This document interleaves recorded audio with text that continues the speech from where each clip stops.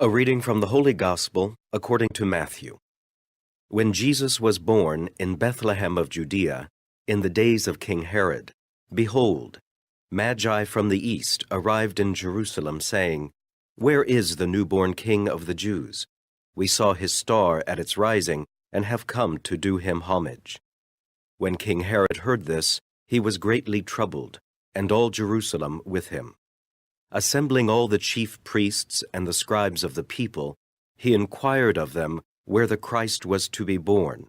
They said to him, "In Bethlehem of Judea, for thus it has been written through the prophet, And you, Bethlehem, land of Judah, are by no means least among the rulers of Judah, since from you shall come a ruler who is to shepherd my people Israel." Then Herod called the Magi secretly, and ascertained from them the time of the star's appearance. He sent them to Bethlehem and said, "Go and search diligently for the child. When you have found him, bring me word, that I too may go and do him homage." After their audience with the king, they set out.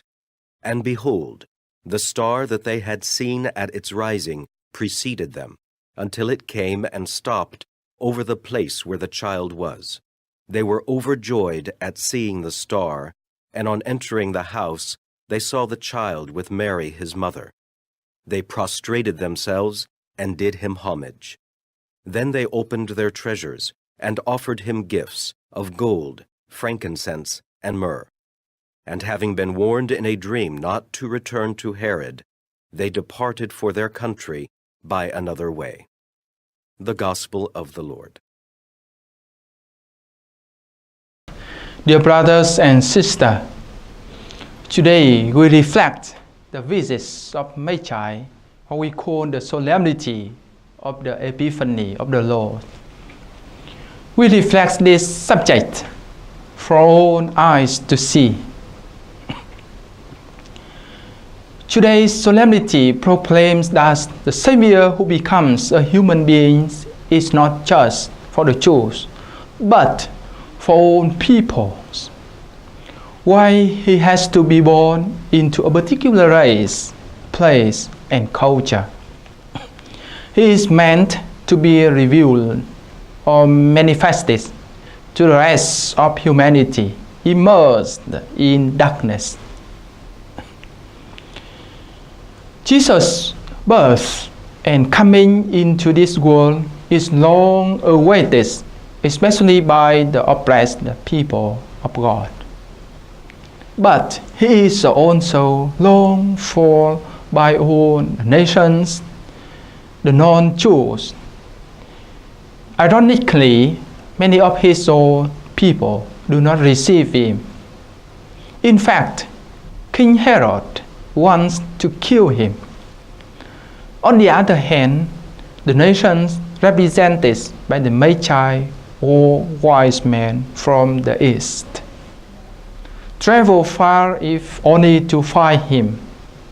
This contrasting attitude of welcome and rejection will become paradigmatic in the life of Jesus as he begins his public ministry. He will be rejected by those who will find him too ordinary. They are expecting a more spectacular and mighty hero.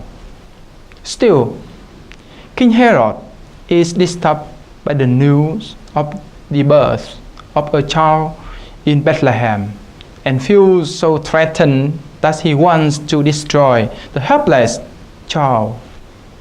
Somehow, evil men become aware of their inherent weakness.